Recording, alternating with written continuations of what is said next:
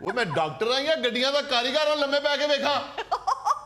और जनाब एडा तरफड़ होया जे इधर है देखो जरा मेरी हुण लत्त भी नहीं मोड़ती तो तुसी उठन भी नहीं देंदे पे।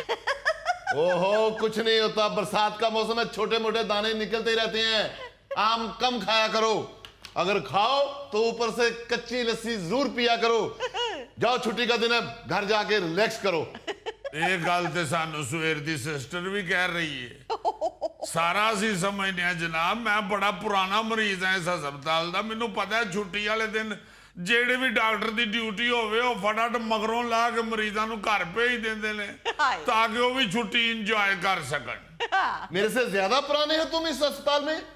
जब मैं डॉक्टर नहीं था तो इस अस्पताल में मैं अखबार देने आता था। जी हाँ, मेहनत में अजमत है। सही कह रहे ने डॉक्टर साहब, इन्हां दी शक्ल भी अजमत बैटरियां वाले नाल मिलदी। दफा जो यहाँ से सब चले गए हैं, ये दोनों मरीज जाने का नाम ही नहीं लेते। काशिफ, अगर आपने मेरा फोन नहीं उठाना होता तो मुझे एक ही दफा बता दें। मुसलसल फोन कर रही हूँ, मजाला आपने एक दफा भी फोन उठाया हो। लो जी, डॉक्टर साहब की बेइज्जती शुरू हो गई है। जान, वो ऑपरेशन थिएटर में फोन साइलेंट रखना होता है, इसलिए आपकी कॉल का पता नहीं चला। मेरी कॉल का पता चल भी जाए तो आपका कौन सा उठाने का दिल करता है? ऐसी कोई बात नहीं, सर तो हर वक्त आप ही की बातें करते रहते हैं। Exactly 100%, this is true. ये तो मेरे से बात नहीं करते, दूसरों से क्या खाक बात करेंगे मेरी? बीच में बोलने दो तो मैं बात करूं ना। मैं तो आपसे बहुत बातें करना चाहता हूं। आप यकीन करें, मुझे तो अब चारों तरफ नजर आते हैं, चारों तरफ। घर से निकलता हूं तो आगे देखता हूं तो मुझे लगता है कि आप आगे जा रही हैं, पीछे देखता हूं तो मुझे लगता है आप पीछे आ रही हैं। मुझे तो हर तरफ आप ही नजर आती हैं। ये जो लोग बैठे हुए हैं, मुझे ऐसे लग रहा है जैसे आप बैठी हुई हैं। ये लो जी, भरजाई दी टिंड हो गई जे। और डॉक्टर साहब को खुदा दा खौफ करो, को अल्लाह को रहम मंगो। असी बीमार बंदे हैं, तुहानू साडे चों भी भरजाई नजर आ रही है। अल्लाह जिंदगी सेहत तंदुरुस्ती देवे, एडी प्यारी रब ने तुहानू बीवी दी, अल्लाह का शुक्र करो। यस यस, यकीन करो दीमे, तुम्हारी भाभी इतनी खूबसूरत है। मैं किसी टाइम घर जाता हूँ ना तो इन्हें देखता हूँ तो मुझे लगता है मैं किसी गलत घर में घुस गया हूँ। ओ डॉक्टर साहब, किसी गलत फहमी च किसी गलत घर च घुस ना जाना। अगलिया ने घूंसे मार मार के तुहाडा रंग इस तो भी डार्क कर देना। देखा, अब मैं आई हूं तो बातें दूसरों से कर रहा है। मुझे बोलने का मौका तो दो, बात करने का मौका तो दो। बस छोड़ दो, चलें अब। कहाँ? कल भी आपको बताया था कि मेरे भतीजे की सालगिरह और जाना बहुत जरूरी है। नहीं, डॉक्टर साहब का जाना तो बहुत जरूरी है, उत्ते फिर गुब्बारियां च हवा किन्ने भरनी है। डॉक्टर साहब मरीज ते चेक चुक कोई नहीं करते, मेरा ख्याल है इन्होंने गुब्बारियां दी रेड़ी लवा दियो, बल्कि बाहर क्लिनिक के बोर्ड ते लिखवा दियो, यहाँ गुब्बारे भी भरे जाते हैं। थले ब्रैकेटां च लिखो, एक गुब्बारा एक सांस में। एक सांस में गुब्बारा? मैं तुम्हें मुंह से हवा भरने वाला लगता हूँ? बदतमीज, मैंने मशीन रखी हुई है। क्या? जानो, कोई काम भी छोटा नहीं होता। मैं पार्ट टाइम कोई काम भी कर लेता हूँ। काशिफ, मैंने एक डॉक्टर से शादी की है। फौजिया, मैं एक सरकारी डॉक्टर हूँ। मैं अपनी तनख्वाह में से तुम्हें महीने के 4 सूट बनवा के नहीं दे सकता। मुझे पार्ट टाइम काम करना पड़ता है। चलो उठो। और डॉक्टर साहब, मैं तो सवेर दा आया, मैनू तो देख लवो। देख लिया। और डॉक्टर साहब मैनू चेक करो, मैनू दवाई दियो। दो जल्दी से इसे दवाई, फिर निकलने वाली बात करें। इसको दवाई कहाँ से जल्दी दूं? इसकी दवाई तो ड्रम में बनानी पड़ती है। चलो। क्या है बताओ मुझे। डॉक्टर साहब मैनू चक्कर आंदे ने, मेरा दिल घटदा है। तो तुम हो ही राउंड अबाउट की तरह हो, तो चक्कर नहीं आएंगे तो और क्या होगा? तो भुख भी नहीं लगती डॉक्टर साहब मैनू। वो तेनू भुख नहीं लगती? बंद कर दो अस्पताल। ओ खलो जाओ, खुदा दा नाम जी, हले ते मैं भी दवाई लैनी है। वो देगा दे देगा खा जाता, कहता भुख नहीं लगन दी। सांस लो। सांस ले रहे हैं डॉक्टर साहब। भैन जी, ਤੁਹਾਡੇ ਅੱਬੂ ਪਹਿਲੇ ਅਫਰੀਕਾ 'ਚ ਜੌਬ ਕਰਦੇ ਸਨ। क्यों? ਤੁਹਾਡੀ ਸ਼ਾਦੀ ਕਿਵੇਂ ਹੋਈ ਹੈ लव मैरिज है हमारी। ਜੀ ਡਾਕਟਰ ਸਾਹਿਬ क्या बात है? ਹਸਪਤਾਲ 'ਚ ਕੋਈ ਦਿਮਾਗ ਵਾਲਾ ਡਾਕਟਰ ਨਹੀਂ ਹੈਗਾ है ਤੇ ਇਹ ਭਾਬੀ ਨੂੰ ਵਹਾਂਦੇ ਕਿਉਂ ਨਹੀਂ क्या कह रहे हो धीमे? तुम्हारी भाभी जैसा सेहतमंद दिमाग तो किसी औरत का है ही नहीं। जिसने मुझे चुन लिया उससे ज्यादा जीनियस कौन होगी? चुन लिया मैंने तुझे सारा जहां रहने दिया, चुन लिया मैंने तुम्हें। ਭਾਬੀ ਜੀ ਤੁਸੀਂ ਵਿਆਹ ਤੋਂ ਪਹਿਲੇ ਬਿੱਲੀ ਪਾਲੀ ਸੀ क्या मतलब है तुम्हारा? ਕੁਝ ਕੁੜੀਆਂ ਨੂੰ ਸ਼ੌਕ ਹੁੰਦਾ ਹੈ ਨਾ ਬਿੱਲੀ ਪਾਲਣ ਦਾ चुन लिया मैंने तुम्हें। ਡਾਕਟਰ ਸਾਹਿਬ 22 ਤਰੀਕ ਨੂੰ ਫਾਰਗ ਹੋ। क्यों तुसी मरना है 22 तरीक को? ਮੇਰੇ ਮੁੰਡੇ ਦੀ ਸ਼ਾਦੀ ਹੈ, ਉੱਥੇ ਫੰਕਸ਼ਨ ਕਰ ਦਿਓ। ओ किस शय ते फंक्शन करना तुसी? किस शौक ते फंक्शन करना तुसी? कंगी दा खर्चा बचाने वास्ते तू टिंड गाई है। शाम तक तुम्हारा बुखार ना उतरा तो मैं तुम्हारे खिलाफ थाने में FIR कटवा दूंगा। ਸ਼ਾਬਾਸ਼ ਇਸ਼ਤਿਹਾਰੀ ਮਰੀਜ਼ ਹੈ ਜੀ थोड़ा सा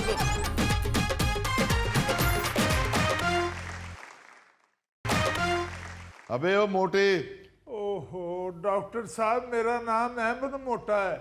ਓਏ ਆਹੋ ਤੇ ਉਹ ਵੀ ਮੋਟਾ ਹੀ ਕਹਿ ਰਹੇ ਨੇ ਜਾਂ ਤੇ ਨਾ ਤੇਰਾ ਨਾਂ ਅਹਿਮਦ ਫਰਾਜ਼ ਹੈ ਤੇ ਤੈਨੂੰ ਮੋਟਾ ਬੁਰਾ ਲੱਗਾ ਹੈ मैं तुम्हें ये दवाई लिख के दे रहा हूं, ये बाहर से ले लेना और इंजेक्शन तुम्हें सिस्टर लगा देती है।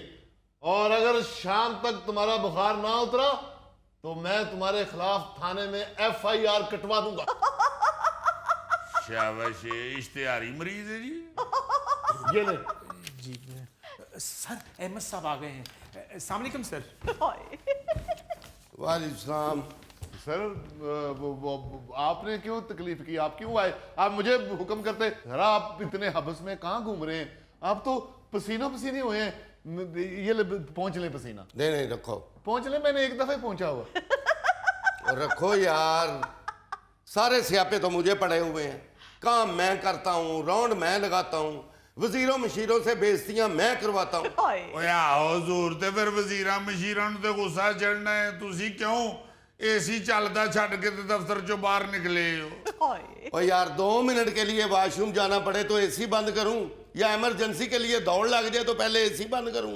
ਓਏ ਆਹੋ ਜੀ ਤੇ ਕਰੋ ਨਾ ਤੁਸੀਂ ਦੇਖੋ ਤੇ ਸਹੀ ਵਜ਼ੀਰਾਂ ਨੂੰ ਤੇ ਗੁੱਸਾ ਚੜੇਗਾ ਉਹ ਵਿਚਾਰੇ ਵੇਖੋ ਨਾ ਸਾਈਕਲਾਂ ਤੇ ਭੱਜੇ ਫਿਰਦੇ ਨੇ ਹੱਥ ਵਾਲੇ ਪੱਖੇ ਲੈ ਕੇ ਉਹ ਆਪਣੇ ਦਫ਼ਤਰਾਂ 'ਚ ਬੈਠੇ ਨੇ ਜਾ ਕੇ ਦੇਖੋ ਤੇ ਸਹੀ ਉਹਨਾਂ ਦੀ ਕੀ ਹਾਲਤ ਹੈ ਨਾ ਕਿਸੇ ਦਾ ਬੱਚਾ ਕੋਈ ਸਰਕਾਰੀ ਗੱਡੀ ਇਸਤੇਮਾਲ ਕਰਦਾ ਹੈ ਨਾ ਉਹ ਵਿਚਾਰੇ ਗੱਡੀਆਂ ਇਸਤੇਮਾਲ ਕਰਦੇ ਨੇ ਸਾਈਕਲਾਂ ਤੇ ਉਹਨਾਂ ਦੀਆਂ ਦੌੜਾਂ ਲੱਗੀਆਂ ਨੇ ਔਰ ਤੁਹਾਡੀਆਂ ਮੌਜਾਂ ਲੱਗੀਆਂ ਨੇ ਫਿਰ ਉਹਨਾਂ ਨੂੰ ਜਿੱਥੇ ਮੌਕਾ ਮਿਲੇ ਉਹਨਾਂ ਨੇ ਵੀਡੀਓ ਤੇ ਬਣਾ ਕੇ ਤੇ ਸੋਸ਼ਲ ਮੀਡੀਆ ਤੇ ਸੁੱਟਣੀ ਹਾਏ ਹਾਏ ਹਾਏ ਕਿਉਂਕਿ ਤੁਹਾਨੂੰ ਪਤਾ ਹੈ ਮੇਰਾ ਹੁਣ ਲੋਕਾਂ ਨੂੰ ਹੀ ਤੇ ਨਹੀਂ ਨਾ ਟਿਕਟੌਕ ਦਾ ਸ਼ੌਕ ਹੁਣ ਸਿਆਸਤਦਾਨਾਂ ਨੂੰ ਵੀ ਪਤਾ ਲੱਗ ਗਿਆ ਹੈ ਕਿ ਗੱਲ ਉਂਝ ਭਾਵੇਂ ਬਣੇ ਨਾ ਬਣੇ ਸੋਸ਼ਲ ਮੀਡੀਆ ਤੇ ਬਣ ਜਾਂਦੀ ਹਾਂ ਤੁਸੀਂ ਆਪਣੇ ਦਫ਼ਤਰਾਂ 'ਚ ਏਸੀ ਚਲਾਉਣ ਦੀ ਬਜਾਏ ਮਰੀਜ਼ਾਂ ਦੇ ਵਾਰਡਾਂ 'ਚ ਏਸੀ ਚਲਵਾਓ ओ भाई 2 साल हो गए हैं, हुकूमत ने 6000 एसी खरीद के रखा हुआ है। क्यों वो रखे हुए हैं? उनमें से चूजे निकालने हैं। उनको बोलते हैं जी इनको लगवा दें तो वो कहते हैं जी लगवाने के लिए जो पाइप आना है उसके पैसे नहीं है हमारे पास। सर हुकूमत को अपनी खामियां नजर नहीं आती, हम पर चढ़ाई करने को तैयार होते हैं। ਹਾਏ ਇਹ ਭਾਈ ਜੀ ਤੁਹਾਡੇ ਆਪਣੇ ਮਸਲੇ ਖਤਮ ਹੋ ਜਾਣ ਤੇ ਮੈਨੂੰ ਵੀ ਦਵਾਈ ਦੇ ਦਿਓ ਮੈਂ ਤੇ ਜਾਵਾਂ चुप करो। अस्पताल का आधे से ज्यादा स्टॉक तुम खा गए हो। कम से कम 1.5 मन ब्रूफन खा गए हो तुम। अब ये तमाशा कब खत्म होगा और कितनी देर लगनी है? वहां सब आगे होंगे। ਇਹ ਤਮਾਸ਼ਾ ਤੇ ਉਦੋਂ ਹੀ ਮੁੱਕਣਾ ਸੀ ਜਦੋਂ ਡਾਕਟਰ ਸਾਹਿਬ ਨੇ ਜਾਣਾ ਹੈ ਜਿੰਨੀ ਤੇ ਡਾਕਟਰ ਸਾਹਿਬ ਬੈਠੇ ਰਹਿਣੇ ਹੀ ਲੱਗਦਾ ਕਿ ਕੋਈ ਤਮਾਸ਼ਾ ਵੇਖਣ ਦੇ हद हो गई है, हद हो गई है।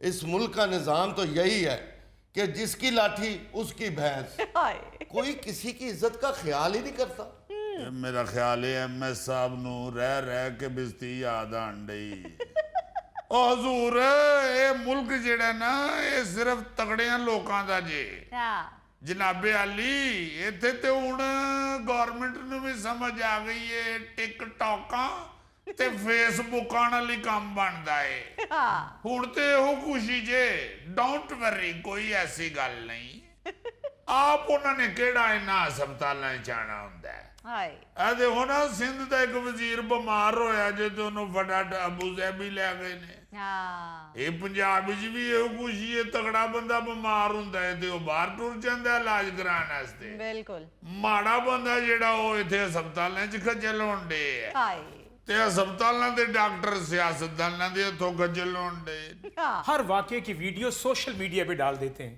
ਓਏ ਆਹੋ ਭੈਣ ਮੇਰੀ ਏ ਹੁਣ ਗਵਰਨਮੈਂਟ ਨੂੰ ਵੀ ਪਤਾ ਲੱਗ ਗਿਆ ਨਾ ਕਿ ਆਵਾਮ ਜਿਹੜੀ ਉਹ ਜ਼ਾਹਿਰੀ ਕਾਰਕਰਦਗੀ ਦੀ ਬਜਾਏ सोशल मीडिया की कारकर्दगी तो ज्यादा मुतासर होंगे ने। हाँ जी ये आदमी मुझे ज़हीन लगता है। जी सर इसे नेहरू वार्ड में भी दिखा रहे हैं। ओ याद आया, उस वार्ड में तो मैंने चक्कर ही नहीं लगाया।